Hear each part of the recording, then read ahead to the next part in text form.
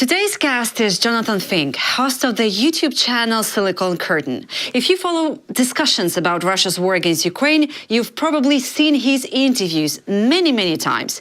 Jonathan speaks with the generals, intelligence experts, historians and diplomats trying to understand not only what's happening on the battlefield, but also how propaganda, disinformation and influence operations shape this war far beyond Ukraine. Jonathan, it's great to have you here. Welcome. It's a real pleasure, and what a lovely introduction. So, Jonathan, according to different sources, many Russians still don't connect the fuel shortages, long queues at petrol stations, or the growing anxiety in society with the war against Ukraine. Even after Ukrainian drone strikes on oil refineries and fuel infrastructure, many people believe the fuel crisis is the result of corruption. What surprised me, internal power struggles or even a conspiracy by elites in Moscow to make money. Can you imagine that? I mean, is this what years of propaganda do to society? Is it a complete loss of a cause and effect thinking? How can millions of people fail to connect the consequences they are experienced with the war their own country started?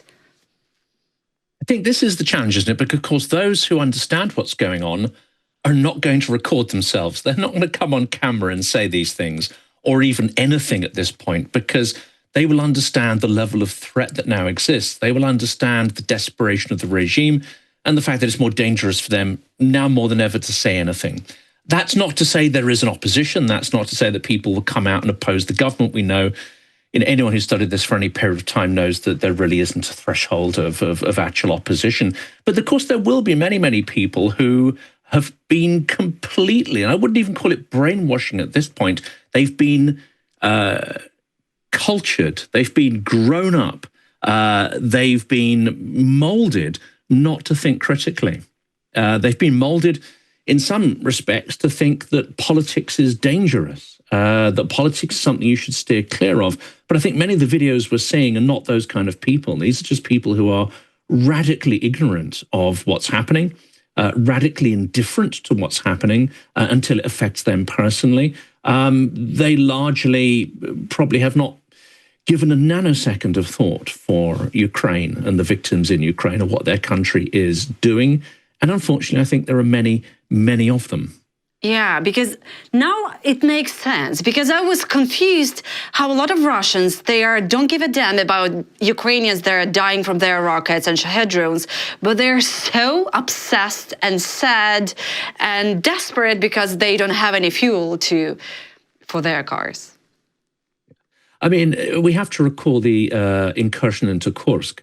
We also have to accept that many Russians are radically indifferent to the suffering of people on their own territory, radically indifferent to people in the provinces of their own country whose standard of living has, from my assessment, got worse since the 90s, not better. So this same contempt that, of course, that we're outraged at that. Ukraine, I think, has a political culture. It has a culture of people really, discussing and debating sometimes quite rigorously, contending for power, these kind of things. This is not the Russian culture. It is absolutely the opposite of that. And I think this radical indifference holds within the country as well. When it starts to fall apart, expect these same Russians to really not care about the fates of other people within their crumbling empire. Jonathan, just 2 days ago, I had an interview with the former British Colonel Glenn Grant, and he told me that even he was shocked by the scale of Russia's informational war, and that is much more dangerous than many people in the West realize. I mean, how serious is the situation now? I recently read an assessment from Lithuanian security experts, and they argue that when Russia fails to achieve enough on the battlefield, it intensifies two things: attacks against Ukrainian cities, especially knowing that we don't have enough of air defense, and information warfare against the West. How far have Russia's, tentacles already spread across Europe and the United States? Very far. They've invested over many decades into assets, agents, and useful idiots. This is absolutely clear. They've also penetrated numerous organizations we see the readmission of Russia into the Olympic Games as it hasn't just suddenly happened. This is the result of decades of influence, bribes, investment, compromat, soft power, the whole lot. And they do this at scale, and they do it towards every international organization going.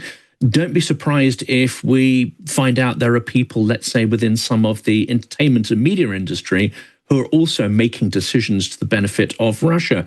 Dare I say the purchase of Masha and the Bear recently, of which there's been something of vigorous debate. This is a classic soft power technique to try to whitewash and purify this idea of Russia, that there's a good Russia somehow there. Yes, we've got the nastier Russia with the bear and the talons and claws dripping with blood, but yeah, don't look at that one. Look at the nice Russia. Imagine the nice Russia that's just struggling to get out.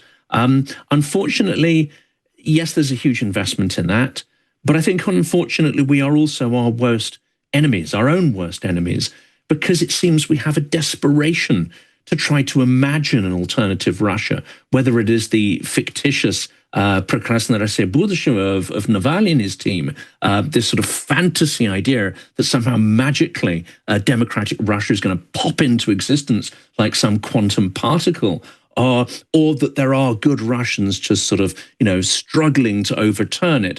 These are narratives that we grasp onto, we latch onto, unfortunately, and sometimes we do the Kremlin's heavy lifting for them.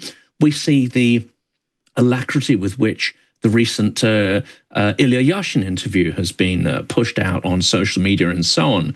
I think this is an individual that has been deeply compromised by his time incarcerated by the FSB, unfortunately. And you have this oligarch who's appeared in The Economist, essentially laundering KGB narratives in the Western mainstream media. Now, investment only gets you part of the way.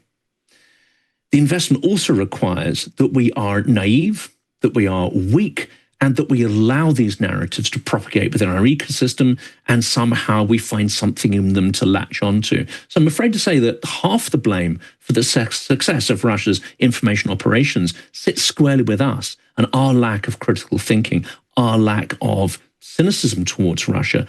I've started to call this dark empathy. We have to look at Russia and imagine the very worst without becoming tainted ourselves. Unfortunately, we are still looking at it with something of a kind of appeasing and naive eye. Absolutely. I was just thinking about this, The Economist article. Of course, I was not surprised that Russian billionaire Andrei Melnichenko was on the cover. I was not surprised about that he was probably giving bribe. I don't know. It's just my guess. But I was surprised about The Economist. I'm not surprising about the Russians trying to get into this type of the media, but I was surprised about The Economist, because if you see the covers of The Economist in 2026, they have 7 times putting Donald Trump there. Could you imagine? 7 times Donald Trump, and then suddenly, out of nowhere, Russian billionaire who's not even a politician, he's not a futurist man, if that makes sense. So he just, and I know that, why do British people need that information? Of course, they are worried about whether the Russia will launch the nuclear weapon and rockets over their heads. But why do they care about the, this inner changes in Russian empire? Mostly they do not. They didn't have to. Well, this is the interesting thing. That narrative that Russia is going to collapse and it's going to be really, really bad and there's going to be nuclear warlords and blah, blah, blah. And yes, Putin's bad, but look at this guy Patrushev, they're far worse, etc., etc. These narratives are ones that we seem to pick up because they are convenient. They fit with our fears, but also they allow us to self-deter. If we're allowed to allow ourselves to believe these dark fairy stories, it means that we only give Ukraine half of what it needs, and we only supply it, in twice the amount of time it needs. It's a convenient narrative for people who are not acting as leaders, who are not taking a leadership stance, to say, well, do you know what? We should maybe go slow. We should be careful. This bear is very, very dangerous, and who knows what it could do to us. This is why, and this is a sort of a curious phrase, I think, the places that I feel safe in the world is Ukraine. Physically, of course, it's not safer, but it's the only place that does not fear Russia in this way. It's the only place that really is not paying attention to these narratives they're trying to push. So this idea of a collapsed Russia and this nuclear terrorism, one, it's easily countered by the idea that Russia is entirely dependent on China. China's reiterated just this very week, the same week that the Economist article came out, China has reiterated that it would not allow Russia to launch nuclear weapons. It's been incredibly clear, both in public and behind the scenes, that that is an absolute red line for them. And Russia, you know, as deluded as its leadership may be, they understand fully how dependent they are on China to prosecute this war and indeed to prop up their regime and economy. So I think we need to look at that sort of realistically. So where are these narratives coming from? We may find that they're darkly comforting, which allows us not to have to take action, but they come from the very heart of the regime itself. They come from Peskov, they come from Lavrov, they come from the inner circles of the FSB that spins these kind of narratives to help the West self-deter. When you're in Ukraine, the question that bounces around my head is, how the hell are we letting this happen? How are we letting ballistics fly into apartment buildings week after week? And now, of course, in the last week, the terrifying realization that those ballistics are coming in before the air alerts are being sounded because they're no longer preceded by shaheeds, etc. And that there are no more PAC-3s to be able to take these out effectively. The question is not why Russia is doing this. This, to anyone who studied Russia for any considerable period of time, unfortunately, the answer is obvious. Russia is doing what Russia does. The question here is, why does the West allow and enable this to happen? This grotesque, absolutely grotesque moral monstrosity of the 21st century. And somehow we do not have the political moral outrage than, say, we had 20 years ago with Srebrenica and various sort of appalling events in Yugoslavia. Well, I've heard that one of the arguments is that Europe and the United States, they do not have enough on the stockpiles, those rockets for Patriot systems. And some of them have been used in the war against Iran, so that's it. Well, of course, many have been used in Iran to absolutely zero effect in a war that really is. I mean, if you're being charitable, you say that the US has hardly won that war. When I'm being ultra cynical, it seems to me that the attrition of the world's Patriot stocks may have been one of the dreams of the instigators of that war. I unfortunately believe that Vladimir Putin had a hand in encouraging, persuading, and nudging the United States towards that war with the very intent that these missile stocks would be depleted and that people would be distracted from other things that are going on in the world. Well, I can't prove that, but it would fit with a certain sort of pattern or MO, as it were, modus operandi. But the fact remains that, yes, there's very few of these left. There are enough potentially for them to be rustled together and at least in the short term to help prevent tragedies, certainly in Kiev and other places where these interceptors exist. But at the moment, it seems that Ukraine is vulnerable. It seems the West does not have the will to gather those resources and pass them over or scale up the production that is required. And I think ultimately a new generation of the interceptors are required with the unit cost dramatically reduced. Well, with Ukraine and its extraordinary power for innovation and driving down cost, that may become a reality within 1 to 2 years, that we may have much lower cost interceptors, more effective, and those surpluses. But that's not going to help people now and in the coming weeks and months. That's the crucial period. And unfortunately, my reading of Russia is that in the desperate phase they're finding themselves in, I don't think, again, we're latching onto a narrative that they're going to collapse. I don't unfortunately think that's going to happen, but I do think the regime's going to get more desperate. It's going to lash out. Its behavior is going to be more murderous. It will be entirely militarily ineffective. But I think it's going to be a very difficult couple of months. But again, the question isn't why Russia does this. This is what Russia does. The question is, why do Western allies not see this happening, and why do they not take the steps? They seem to only react once it's happened. And here's me and here's other voices saying, look, this is what's coming in the coming weeks and months. It's going to be an absolute horror show. We should be closing the skies over Ukraine. We should be doing much more than we are currently doing. We should do more to deter Russia.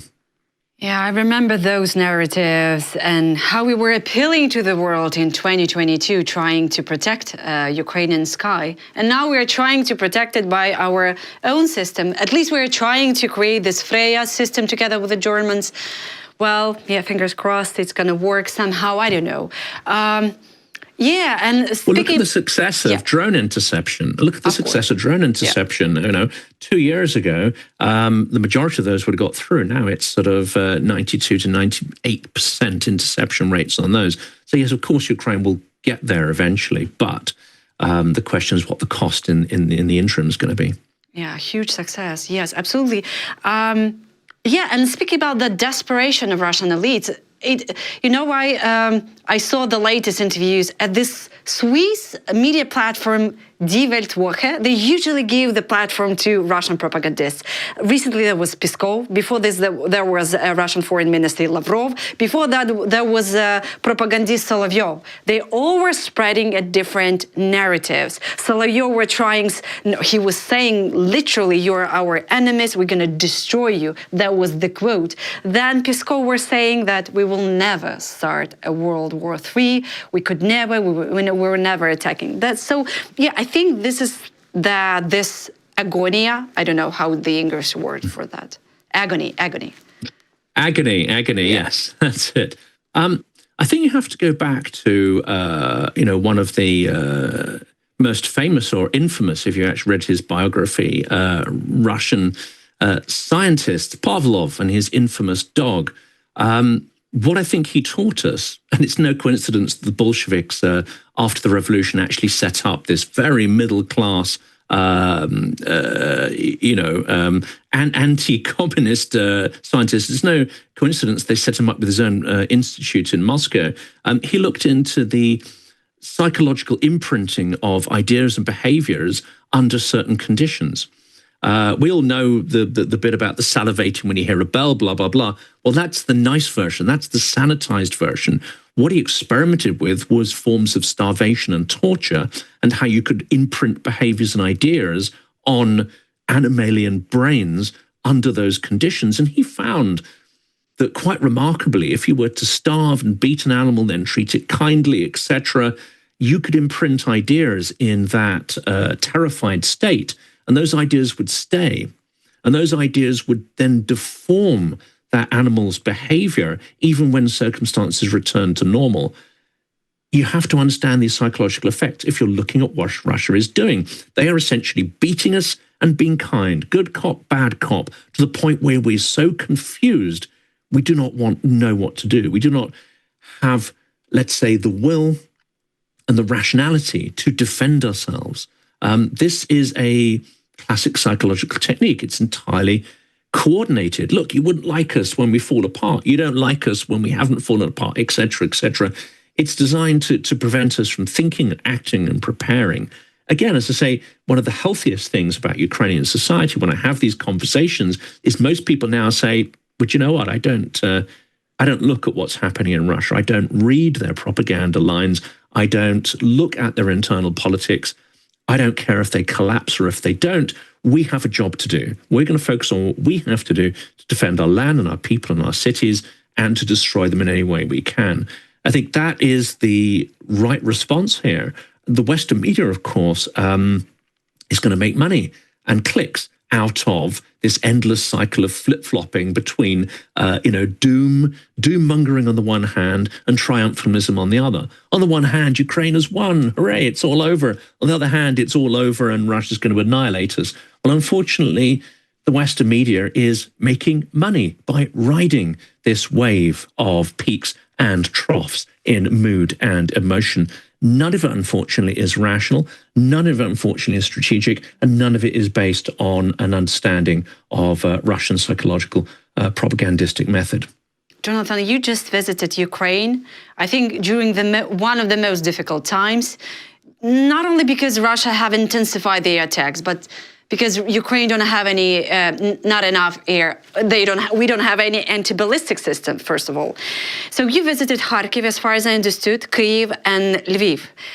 What was your impression from Ukrainian moods? Do you see Ukrainians seem more exhausted or angry, determined? How do you see it right now, the situation? I mean, I was over in November and then again in January and February. So I think I'm comparing the mood to how it was in the winter. And of course, ahead of the winter, I think it was very dark. The mood was quite pessimistic in that sort of November period because no one knew what the weather was going to be like. No one knew what the electricity situation was going to be like. And of course, it had been a grinding year on the front. And many people would have had friends, family, etc., acquaintances who were either missing, captured or injured or deceased. So that I think was one of the darkest periods there. January, people are just surviving. So that's all you can say is people are just surviving at that point in January. And we know that the temperatures dropped down to minus 25 regularly. And there was a huge amount of snow. It was the coldest winter for a long time. But once that started to thaw, there was this extraordinary change, I think, in mood in February, that not only have we got through the winter and they haven't beaten us, not only are we still alive after all these strikes and raids, but it's certainly the news started to come through of these refinery strikes. The news started to come through of Russian logistics being attrited. And, of course, the sense that actually there's a certain turnaround. For those who know people on the front, we start to realize sort of as, March goes into April, that actually rotation is becoming a little easier. People who've spent maybe years on the front with very little sort of rotation and gaps are starting, things are starting to improve a little bit that way. Plus the saturation of drones at various points of the front are giving a certain, let's say, incremental advantage to Ukraine. So things started to really turn around. The exhaustion is absolutely there. And of course, the new Russian tactic, which only really came in last week, and which, as you say, I was there to observe, is that rather than sending in drones and decoys during the day to attrit air defense, and then you get the drones, which triggers the air defense, then you get the ballistics, they're just sending ballistics in. And there's no air alert. You hear the sounds of impact. Then you hear the air alert. That's deeply psychologically, I think, damaging because it's not something people are used to. But then, of course, what they're doing is then having a gap of a couple of hours. Maybe you drift off to sleep or you come out of the shelter and you get back and then they strike again. And then they wait a few hours and then they strike again. This, unfortunately, I think, is a consequence of the lack of interceptors, but it is also a psychological technique and also starting to strike, let's say, in the evening and in the morning when it's already light. I think people have got used to the idea that the nightmares come, the enemy comes like some kind of, grim fairy story when it's dark. The monsters come out when it's dark. Well, now the monsters are coming out when it's light as well, unfortunately. And that's, I think, going to increase people's exhaustion. Is there any sense that people are giving up? Absolutely not. I mean, quite the opposite, I think. People that I spoke to, at least, seem to sense that Russia is weakening, but they also understand that in this point, this inflection point, it will become more desperate, more vengeful, and more vindictive. Absolutely. Yeah, like a rat in the corner. Absolutely. The story Putin tells about himself, isn't it? I mean, if you've heard of the stories he tells, it's about a cornered rat in his, Leningrad Kommunalka or wherever he lived.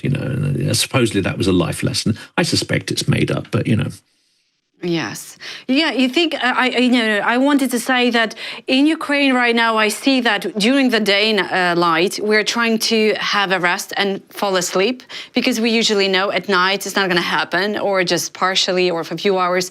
So we now have lots of my friends and relatives, we just have this habit to have a rest during the daylight. Well, another concerning thing about the air raid sirens, that's disturbing, Jonathan. That scares me a lot because, at least I hear and I have at least few minutes, from 2 till 5 minutes to prepare to run away. And I'm just like, a bathroom. Yeah. You could at least get into a corridor or a bathroom where you've got a partition wall or a main wall between you and the outside. Or if you're getting into a corridor or a stairwell, there's quite a bit of concrete between you and the outside strike. And in fact, one of the most moving things I did this year was interview an expert on disinformation, Artem Zakharchenko, I think his name is. But he was very gracious to allow me to interview him in his apartment that had been wrecked just, I think, 2 days before by Kinzhal. The top floor of the apartment had a huge chunk taken out of it.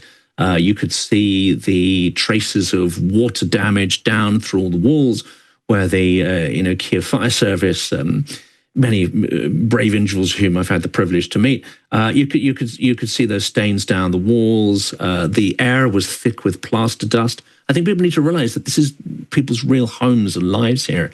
And this is a real visceral, physical experience, as well as an emotional one, sitting in this wrecked house, and you could feel the back of your throat being coated from the plaster dust that was still thick in the air 2 days later. These are real people's lives, and Russia is murdering them in their sleep. And as you say, if the alarm isn't going off, that doesn't give you that sense of having a fighting chance. Absolutely. Yeah, it's disturbing because one of the soldiers that unfortunately has passed away a long time ago, and he said, "The war will get to your house." And back then, in 2015, I could not understand. Now I do. Mm-hmm. Now when my colleagues, TV anchors, journalists, they are just, in the morning, I know that somebody's apartment were hit, destroyed, or just the windows were blown up. I understand what he meant, that this is the war in your house, literally. Yes. Yeah. Yes, they want to bring it to your home. I mean, Russia wants to terrorize psychologically every single Ukrainian. This loops back to the fuel protest that you saw. And this is an insight actually from as you know, I occasionally do interviews with some, I don't say the word good Russians. I think that is a terrible, awful, horrible concept that doesn't help anybody. But occasionally there are some useful insights that come out of certain conversations. And this person said, look, Putin may believe that Ukrainians are just little Russians. And then if you hit them hard enough, they're going to squeal, and eventually they're going to give in and say, okay, we're beaten, and we're now going to pachinitsa. I don't know what the English term is. We're going to give in to your power, and that's it. He may actually believe that that this strategy is working if he's cruel enough and he carries on doing this enough. Of course, he doesn't understand Ukrainians in any sense, because this will never work. But we see how they react in the fuel protest, we see how they react in these videos. They are so radically disconnected from reality. They don't know anything about the country in which they inhabit, especially if they're brought up in Moscow, St. Petersburg. They have no real conception of what Russia is. And this seems to come through in those videos. They live privileged, isolated, compartmentalized lives. And this is very much the way the regime wants them to live. It makes me think a little bit of the Hunger Games, if you've seen those films or books. In an absolutely privileged class, you have no idea how others live, and frankly don't care. They may think Ukrainians are like this, but of course they're not. Yeah, they are not. Ukraine just lost a good friend on the Capitol Hill. Lindsey Graham. He just visited Ukraine, and on Saturday he passed away unexpectedly. And what was your first reaction on his passing away? The first thing that came across in social media feeds, of course, is the immediate sort of conspiracy-laden idea that somehow Moscow may have had something to do with it. It does look like the initial sort of autopsy or health report suggests this was a long-standing health weakness. So I think it maybe doesn't help at this point to think Moscow is behind everything. However, they will be celebrating. That absolutely is the case here, because people will say they don't agree with his internal politics, his domestic politics. Well, that's not my interest at all. On the international level, he loathed communism, he loathed the Soviet Union, and in its modern guise, he loathed Russia, and did everything in his power to try to get legislation passed. Now, that hasn't been easy, especially to get it passed with Donald Trump there, who perhaps does not see the point of this kind of stuff. He said openly, actually, he doesn't see the point of sanctions, etc. He has tried nonetheless to get these things pushed through.